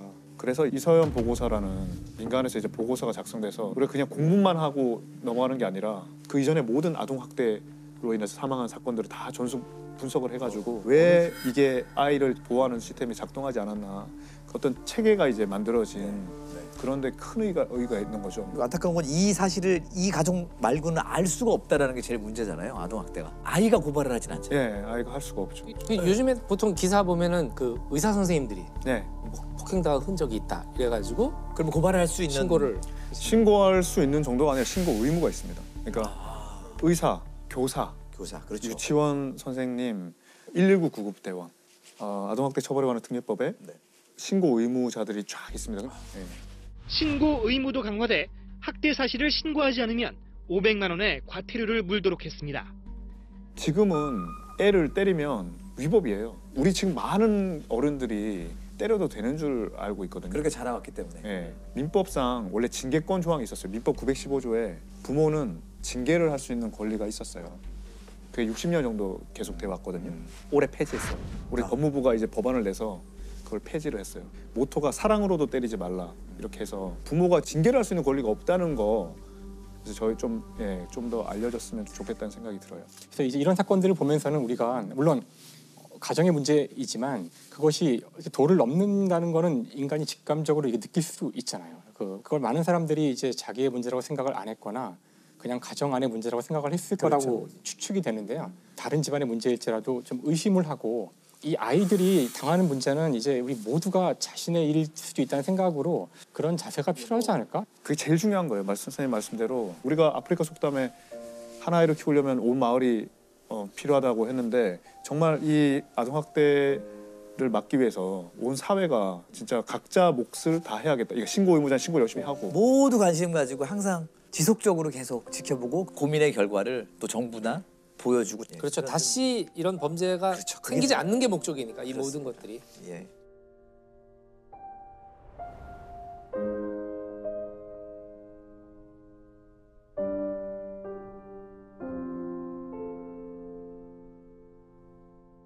부모 자녀 관계에서도 이런 일들이 벌어지게 됩니다. 그리고 이런 거 있잖아요. 이제 어떤 아이가 학교에서 이제 조금 풀이 죽어 있어요. 그러니까 이제 선생님이 너 왜 오늘 나가 놀지? 그래서 왜 이렇게 풀이 죽어 있니? 그랬더니 이제 A라는 아이가 제가요 다니는 영어 학원에서요 제가 레벨 테스트를 좀 못 봤어요. 아 그랬구나. 그래서요 얼마나 우리 엄마가 알면 그거 속상할까 싶어서 제가 너무 마음이 안 좋아서 이러고 있어요. 라는 아이 이제 A가 이렇게 말을 해요. 똑같은 상황에서 B라는 아이는 저 시험 너무 못 봐가지고요. 아빠한테 혼날까 봐요. 나 지금 너무 걱정돼요. 이렇게 말을 해요. 어느 쪽이 가스라이팅일까요? 가스라이팅을 다 받은 아이일까요? 여기서도 가스라이팅이 존재합니다. 되게 좀 네. 비슷한 예인데. 네. 전자. 이유를 좀 설명을 해주신다면요? 뭐라고 하셨죠? 근데 이게 왜냐면 복잡해. 뭔가 교묘한 설계가 있는 느낌. 앞에 근데 결국은 같은 얘기 아닌가요? 그러니까 이게 헷갈리는데 되게. 굉장히 헷갈리시죠? 헷갈려요 네. 지금. 근데 무슨 차이지? 계속. 얼핏 들으면 A가 엄마의 마음을 이해하고 엄마의 마음을 잘 공감하는 흔히 말하면 쟤는 어떻게 이렇게 부모가 속상한 걸 알까 이렇게 들리시잖아요. 근데 사실은 B가 훨씬 더 바람직한 거예요. 왜냐하면 A는 내 마음이 중요한 게 아니라 엄마의 마음을 걱정하는 거거든요. 그러니까 우리가 흔히 아이가 시험을 못 보면 속상해하면 이걸 통해서 조금 더 배워서 다음번에 조금 더 네가 한번 또 열심히 해보렴. 이거와 야 너 시험 못 봐서 엄마가 너무 속상해. 이게 이 차이가 있는 거거든요. 그러니까 B는 내가 혼날까 봐 나를 걱정하는 거고 A는 이 상황에서 나를 걱정하기보다는 엄마를 걱정하는 거니까 사실 공감 능력이 좋은 아이이기도 하지만 잘 살펴봐야 될 예라고 볼 수가 있는 거죠. 네. 부모와 자식 간에도 찾지 잘못하면 의도치 않게 가스라이팅이 존재할 수도 있어요. 의도치 않게. 정말 우린 사랑하는 거지만 의도치 않게. 그래서 우리 흔히 말하는 너를 어떻게 키웠는데 내가 너를 얼마나 희생하고 키웠는데 뭐라든가 네가 엄마한테 어떻게 이럴 수가 있니? 네, 뭐 그런다든가 주체가 누가 되느냐 굉장히 중요한 것 같아요. 주체가 양육의 궁극적인 목표는 독립이거든요. 독립을 시키는 것. 그 과정에서 힘을 길러주는 과정이거든요. 그러니까 아이가 막 이제 시험 공부하면서 막 짜증을 내면 대부분의 부모가 너 하지 마. 엄마는 안 해도 돼. 이거는 주체가 엄마이잖아요. 근데 얘가 막 짜증을 낼 때 사실 공부는 네가 조금씩 배워가는라고 하는 건데 너가 오늘 할 수 있을 만큼만 해. 울지 않고 할 정도까지만 네가 정해서 해. 그리고 오늘 못한 부분 내일 해도 돼. 내일이 시험인데. 네. 내가 갑자기. 네, 맞습니다. 이게 현실이긴 한데요. 그래서 이게 주체가 좀 다른 거죠. 누가 주체를 무조건 내가 주체인 거죠. 내가 주체가. 그래서 가스라이팅까지는 아니지만 약간 우리가 많이 쓰는 일례가요. 아이가 하면 안 되는 행동을 하잖아요. 위험한 행동을 만약에 할 때 이건 위험해, 하지 마라. 이건 너한테 위험해, 너가 하지 마라. 얘가 주체가 되는 건데요. 너 혼나? 이거는 내가 집에 가서 너를 혼내겠다는 거예요. 이게 되게 다른 거예요. 완전히 다른 의미네요. 네. 거기다 더 나아가서요. 아저씨 얘 좀 혼내주세요. 뭐 이런 사람들 그거 많이 하지. 성부 폭력인가요? 아저씨 얘 아니 또 우리 어렸을 때 너 자꾸 울면 망태 아저씨가 경찰서 가서 혼난다고 경찰 아저씨 온다고. 의외로 이런 것들이 마음과 이런 데 약간 조작을 가해서 좋지 않은 영향을 줄 수도 있다는 걸 우리가 좀 알고는 있어야 될 것 같아요. 네. 아니 근데 가스라이팅에서 가장 좀 심각하게 대두되는 문제가 아동학대. 맞습니다. 네, 아동학대는 정말 극단적인 예라고 볼 수가 있는데요. 그러니까 부모는 누구나 생각을 해보면 나를 사랑해줘야 되는 사람들이고 나를 보호해줘야 되는 사람이거든요. 근데 나를 사랑하고 보호해줄 이 대상이 동시에 나를 공격해요. 이 동일인이야. 이게 얼마나 혼란스럽겠습니까? 이걸 어린아이가 어떻게 극복을 하겠습니까? 거기다가 물리적 힘에 의한 두려움을 공포를 경험하게 됐을 때 이 아이의 심리 상태, 정서 상태에 너무나 좋지 않은 영향을 주게 되거든요. 그것이 극단적인 예가 아동학대인 거죠. 그래서 우리가 아동학대가 동서고금을 막론하고 예전부터 있어 왔어요. 근데 더 대두가 되고 이제 제도적으로 좀 보완이 되는데 제도가 만들어지고 보완되는데 영향을 준 게 98년도 사건으로 제가 알고 있는데 이 사건이라고요. 그 친부하고 계모가 아이들을 학대를 해서 그 누나는 이제 이미 암매장이 됐고요. 살해돼서 암매장이 됐는데 그때 누나 나이가 7살이었고요. 그다음에 그 동생은 이제 구출이 됐는데 5살. 근데 이제 그때 구출이 됐을 때 이 아이 윗속에는 아주 소량의 위액만 남아 있었어요. 그러니까 거의 한 2주 동안 아무것도 먹지 못했다라는 거. 그러니까 아사 직전에 이제 구출이 됐는데요. 5살에 완전히 굶주려서 뼈만 앙상하고 등에는 다리미로 대인 화상 자국이 그냥 다리미 자국이 그대로 있었고 발등은 젓가락으로 찢어져 가지고 아이가 발등이 부어 있는 이제 그런 모습으로 애가 구출이 됐어요. 그래서 구출이 된 다음에 이제 병원에서 치료를 받고 그리고 위탁 가정에 이제 가게 됐는데 거기서 이제 굉장히 어려움이 많았던 거죠. 왜냐하면 본인이 그 생애 처음으로 만난 타인인 부모가 자기를 학대를 했는데 이 세상을 어떻게 믿으며 이 아이가 어떤 마음으로 살았을까 하는 거는 생각만 해보면 이해할 수 있을 것 같습니다. 얼마나 공포스럽고 두려웠을까. 그리고 누구와 가까운 관계를 맺는 것이 얼마나 어려웠을까. 이제 이런 것들을 생각해 볼 수 있는데요. 그래서 위탁 가정을 좀 전전하다가 어려움이 너무 많아서 이 아동학대를 겪은 아이들이 지내는 쉼터가 있어요. 그래서 쉼터에서 이제 지내면서 치료를 시작을 하게 됐고요. 그때 제가 이제 를 만나게 됐었죠. 그래서 오랜 기간에 이제 치료 후에 굉장히 어려움이 많았지만 그래도 본인도 많이 노력을 하고요. 그래서 학교도 이제 검정고시를 치르고 그렇게 해서 이제 저는 이제 그 이후로는 만나지 못했고요. 이제 최근에 아마 요 정인이 사건으로 이제 방송국 취재를 하면서 이제 얘가 어떻게 컸는가 하는 것이 이제 언론 보도를 통해 나와서 저도 그걸 통해 확인을 했는데 지금 이제 회사도 다니고 굉장히 잘 살고 있다고 해서 너무나 마음이 안도가 되고 그 어릴 때 그 아이의 얼굴이 이게 기억이 나면서 보고 싶고 그러네요. 너무 그 아이에게 격려를 보냅니다. 얼마나 살기 위해서 각고의 노력을 하면서 살았을까. 어른들이 정말 너무 잘못했구나 생각이 들고요. 네. 학대 당한 아이의 후에 잘 자라라는 이야기도 좀 다 들려왔으면 좋겠어요. 네, 네. 보통 사건 이후에 당연히 이제 사망한 사건이나 이런 경우에는 이제 그렇게 해서 가슴 아픈 상태로 끝이 났지만 사실 생존하는 아이들, 살아남은 아이들이 어떻게 살아가고 있나를 이렇게 한번 알게 되는 건 되게 중요하다는 생각이 듭니다. 네. 범죄 현장에서 가만히 보면 참 아이러니하게 가해자들도 트라우마가 있는 경우들이 있고요. 그들의 범죄로 인해서 또 다른 트라우마가 생기기도 하고 어떤 굴레처럼 계속 반복되고 있죠. 그래서 오늘은 트라우마와 관련된 범죄 얘기를 좀 하고자 하는데 사실 근데 트라우마 자체가 범죄의 원인이 된다고 보기는 되게 어려운 부분입니다. 그렇지만 이제 그 트라우마가 수면 위로 올라오면서 범죄 현장에 어떤 행동으로 나타났느냐를 알 수 있는 사건이 하나 있었습니다. 제가 프로파일링을 한 초창기의 사건이었는데 2000년 10월 25일부터 그해 12월 19일까지 발생한 사건인데 사망한 사람이 3명이고요. 한 명이 미수예고죄 사건입니다. 이제 첫 번째 사건은 학교에 갔다 오던 초등학교 3학년 학생을 이 김혜선이라는 자가 납치를 합니다. 그래서 강간 살해하고 나서 이 시신을 유기하고 갔는데요. 온 마을 사람이 찾다 보니까 이 아이가 어디에서 발견됐냐 하면 야산 중턱에 있는 굉장히 큰 묘가 있습니다. 거기 그 묘 위에 아이가 팔을 정말 십자가처럼 이렇게 벌리고 전시를 하듯이 이렇게 눕혀져 있었어요. 좀 이해할 수 없는 행동이죠.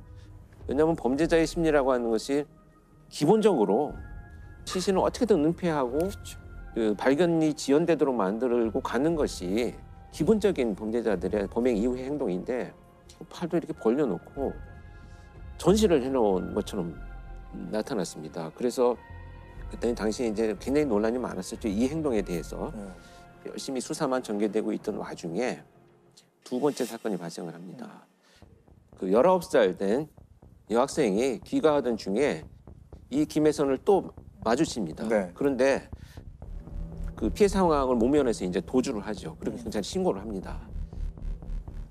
그래서 이때 몽타주가 만들어집니다. 그리고 첫 번째 사건에서는 족적 한 2개를 발견을 합니다. 그런데 이 족적과 몽타주를 가지고 계속 수사를 이어가고 있는 와중에 안타깝게도 이제 세 번째 사건이 발생을 합니다. 근데 이 세 번째 사건은 고등학교에 다니는 누나와 이 남동생이 농로를 걸어가고 있는데 김혜선이 이 피해자 아이들을 덮쳐서 밀어서 농로 밑으로 추락을 시킵니다. 남매를 공격한 이 김혜선은 이 남동생 목을 졸라서 살해를 하고 이 누나인 여학생을 야산 쪽으로 끌고 올라가서 끈으로 묶고 강간 살해하고 나서 피해자의 신체 일부를 훼손을 해서 가지고 그 현장을 떠납니다. 자, 근데 여기에서 족적이 발견이 됩니다. 근데 이 족적이 첫 번째 현장에서 나타난 족적과 동일하게 나타납니다. 그래서 이걸 이제 연쇄 사건으로 판단을 하고 일단은 신발을 찾는 수사를 전개를 했는데 한 집을 방문을 했는데 마당에 진흙개비가 내린 이 마당에 이 족적과 같은 신발의 족적이 있는 집을 발견을 합니다. 그래서 투입이 된 수사관들이 현장에서 피해자의 신체 일부와 현장에 썼던 끈, 또 칼 이런 도구들을 발견을 하고 체포를 하게 된 이런 사건입니다. 전북 고창에서 발생한 엽기적인 연쇄 살인 사건은 어제 검거된 이웃마을 30대 남자가 저지른 것으로 밝혀졌습니다. 강간 전과자로 일정한 직업이 없이 흉기와 노끈을 소지한 채 조용했던 농촌 마을에 씻을 수 없는 충격을 안겨줬습니다. 약간 범인은 사이코패스라고 봐야 될까요? 저는 지금 아마 검사를 했다면 상당히 높은 점수를 가진 사이코패스의 성향을 갖고 있다고 봅니다. 제가 현장에 투입이 됐었던 사건이고 면담을 실제 들어갔을 때도 이 김혜선이 저한테 이제 굉장히 얼굴에 미소를 띠면서 자신 있고 즐거운 표정으로 했던 얘기는 뭐냐면 그 시기에 자기가 동물을 학대한 내용들을 설명하는 과정이었습니다. 갈등이나 이제 어떤 그 스트레스 요인이 됐을 때 있는 동물들한테는 다 잔혹행위를 저질렀는데 사실 성장을 해가지고 사람한테도 같은 방식으로 공격 행위를 하면서 자존감이 회복되는 그런 느낌들인 거죠. 전형적인 사이코패스의 모습을 진짜 드러내는 이런 자였죠. 아, 그러면은 무덤에 눕혀가지고 이렇게 전시하듯이 했던 그 이유가 뭘까요? 네, 그것이 이제 가장 의문스러웠죠. 출장을 가서 이제 면담을 하기 시작을 했어요. 근데 왜 그랬느냐라는 질문에 화가 나서 그랬다는 거예요. 화가 나서. 그런데 화가 났다는 표현조차도 지금 이 행동을 도무지 해석할 수 있는 연결고리를 찾을 수는 없었습니다. 그래서 저는 이제 면담을 이어가면서 끝없이 뭔가 이 사람의 어떤 삶의 궤적을 들여다보면 아마도 이 행동의 어떤 원인을 찾을 수 있지 않겠는가. 이제 끝없이 여러 질문들을 했어요. 저도 질문을 계속 이어가던 중에 자, 이제 어린 시절의 이야기를 하기 시작을 했습니다.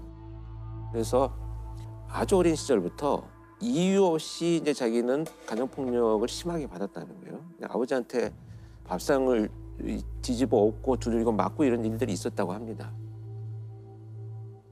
자, 근데 문제는 뭐냐면 그런 학대를 받고 나서 늘 옷을 벗긴 채로 쫓겨났던 거예요. 그래서 그 바깥에서 이렇게 오들오들 떨고 있는 장면들이 늘 그 마을에 있던 친구들한테 노출이 된 거죠. 근데 이 시골 마을이라고 하는 것이 중학교도 같이 가고 고등학교도 같이 가고 이렇게 평생을 그러니까 벗는 것에 대한 노출이 굉장히 이 사람은 처벌이었던 거죠. 그래서 지금도 나는 반팔 반바지 안 입어요. 긴팔 입고. 네. 그 말을 듣는 순간 아 이것은 지금 이 굉장한 연결고리가 있는 것이구나 이제 알게 된 거죠. 그래서 이 첫 번째 피해 아동이 납치를 해서 성폭행을 하려고 데리고 갔는데 성폭행을 하는 과정에 이 아이가 사망을 해버렸다는 거예요. 네. 의식을 잃고 자기는 자기의 목적을 이루지는 못했는데 아이가 사망했다는 것이 화가 났다는 거죠. 그래서 자신이 극도로 혐오스러워하는 이런 노출을 통해서 피해자를 거기다 전시해놓고 마치 형벌을 준 것처럼 이렇게 생각을 했습니다. 자기가 갖고 있는 트라우마를 결국은 범죄 행동에서 그렇게 표출되는 특이한 유형의 범죄죠. 트라우마에 대해서 좀 과학적인 연구도 많이 되고 있다고요. 제가 듣기로는 원래 트라우마라 그러면은 이게 굉장히 이제 심리적인 이제 문제라고 보통 다들 알고 계신데 이 트라우마에 어떤 생물학적 근거가 있다, 생리학적 근거가 있다는 연구들이 이제 속속 밝혀지고 있대요. 그래서 그 사람의 뇌에서 크게 이제 편도체와 해마라는 부분이 이제 기억과 관련해서 중요한 역할을 하는데 뱀을 봤을 때 깜짝, 화들짝 놀라잖아요. 그러니까 이런 역할을 편도체에서 하게 되는 거고 우리가 일단 뱀을 봤지만 뱀이지만 저건 작은 뱀이니까 괜찮아라고 차분하게 이성적으로 판단하는 게 이제 해마가 하는 역할이죠. 보통 우리가 이제 경험을 해서 기억으로 바꿀 때 이 두 가지가 다 협업을 잘 해야 돼요. 자, 그런데 이제 그 트라우마가 남는 상황일 때에 이제 연구를 해보면은 이 해마가 제대로 역할을 못하고 편도체가 아주 과잉으로 이제 이것이 흥분돼 있는 이런 것들이 많이 발견됐대요. 그러니까 이게 무슨 뜻이냐면은 어떤 기억들은 이것이 제대로 이성적으로 판단해서 그것에 대한 가치가 평가돼서 남는 것이 아니라 그냥 공포나 불안 이런 것들하고만 결합된 상태로 남는 거죠. 그래서 이제 이런 사실이 이제 알려지게 되니까 그 트라우마에 어떤 생물학적 이유가 있다는 뜻은 거꾸로 이걸 생물학적으로 생리학적으로 해결할 방법을 찾을 수 있을지도 모른다는 거예요. 그래서 따라서 이 뇌에 이 아까 얘기한 편도체나 이 해마에 어떤 물리적인 자극을 주어서 트라우마를 약간 완화시키는 그런 실험들도 실제로 이루어지고 있더라고요. 그러니까 앞으로 이제 트라우마를 저희가 뭐 약으로 극복할 수 있거나 그런 단서를 줄 수도 있는 거죠. 범죄 피해자들의 트라우마에 대해서도 좀 중요하게 다뤄봐야 될 문제인 것 같아요. 그렇습니다. 결국은 가해자들에 대해서 뭐 서사를 만들기 위해서 트라우마를 연구하는 건 아니니까요. 그들의 행동을 이해하기 위해서 우리가 연구를 했다면 사실 피해자, 그다음에 그 남은 가족들까지도 이 트라우마가 심합니다. 아까 그 김혜선 사건에서 중간에 몽타주를 만들었던 그 도주한 그 피해 여성은 그 사건이 2000년도 사건이잖아요. 지금도 바깥에를 거의 못 나오신다고 합니다. 그 두려움이 아직도 커서. 그다음에 이제 어떤 그 성폭행 피해자는 그 범인한테 났던 뭐 비누 냄새나 향수 냄새 이런 것들이 이제 인상 깊게 남아 있다가 유사한 냄새를 맡게 되면 온몸이 얼어붙어서 이제 움직이지 못하는,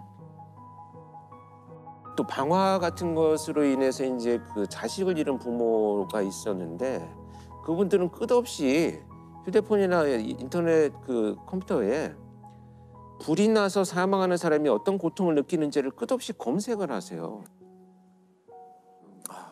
그러니까 내 자식이 얼마나 힘들게 죽었는지를 자꾸 자기가 경험하려고 하는 고통, 죄책감, 자식을 지켜주지 못했다고 하는 자기 어떤 죄책감 이런 것들이 막 연결이 되어가지고 결국은 같은 방식으로 고통적인 선택을 하는 경우들도 많이 있긴 합니다. 해마다 발생하는 수만 건의 범죄 뒤에는 상처를 입고 힘들어하는 피해자들이 존재합니다. 연쇄살인범 유영철에게 희생된 피해자의 친동생이 스스로 목숨을 끊었습니다. 안양 초등생 유괴 살해 사건의 피해자 이양의 아버지 이찬 씨가 7년간 술로 괴로움을 달래다 딸의 곁으로 갔습니다. 다 피하는 거 다 좋은 거야. 어떻게 살아요? 자식을 본 죄인인데 무엇을 말을 해요? 어떻게 하는 게 아니고 내가 지금 그 얼굴을 보려는지 지금 우리 딸이 땅속에 묻고 살면. 사실 범죄 피해라고 하는 것이 국가에서도 책임이 있다고 봅니다. 안전을 책임져야 되는 국가가 사실 소홀히 한 책임들도 있죠. 물론 가해자의 비난이 당연히 크겠지만 범죄 피해자에 대해서 국가가 구조해야 될 의무는 헌법상 의무예요. 헌법 30조에 보면 범죄 피해자에 대해서는 법률이 정하는 바에 의하여 국가로부터 구조받을 수 있다 이렇게 규정이 되어 있어요. 그래서 이 헌법상의 의무에 따라서 만들어진 법률이 범죄 피해자 보호법이라고 있어요.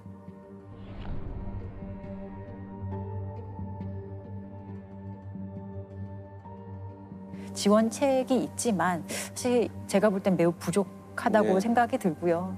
근데 실제로 이게 참 범죄 피해자들이 막 적극적으로 알아보고 신청하고 이래야 되는 사전 절차가 좀 있어요. 그래서 놓치고 지나가는 경우도 있고요. 그리고 어떤 범죄 피해자 구조금이 나온다 그래도 죄책감을 가지고 그 구조금을 제대로 사용 못하는 분들도 계시고. 살인이나 강도 등 강력 사건의 피해자나 가족은 치료비와 장례비 등 각종 지원금을 받을 수 있지만 제도가 잘 알려지지 않고 지원금 지급 과정도 복잡하다 보니 한 해 1,000억 원 안팎의 예산 중 집행률이 10% 선에 불과합니다. 또 어떤 심리치료나 이런 것들 지원 많이 해주거든요, 실제로. 근데도 오히려 치료를 받으러 가는 그 행위가 그 범죄 피해를 더 상기시켜서 못 가겠다고 하시는 분도 생각보다 정말 많거든요. 그래서 이런 분들을 어떻게 피해 회복할 수 있는 제도적인 시스템으로 이렇게 포섭할 수 있을지 거기에 대한 연구를 사실 더 많이 해야 돼요. 범인의 형량에만 계속 얘기를 많이 했던 것 같은데 피해자들이 지금 어떻게 살고 계시고 저는 피해자들을 위한 기금이 마련됐다는 얘기를 좀 처음 들었거든요. 이게 다 이용하셔야 되죠. 이제는 또 다른 어떤 그 피해로 인한 다른 범죄가 재생산되거나 아니면 본인들의 극단적인 선택을 하는 이런 부분들도 우리가 이제 예방을 할 수 있는 노력들이 분명히 이어져야 된다 이렇게 생각을 합니다. 우리의 삶이 처음부터 피해자의 삶은 아니었잖아요. 어느 순간에 보면 이 슬픔을 딛고 일어나서 치유가 되는 거예요.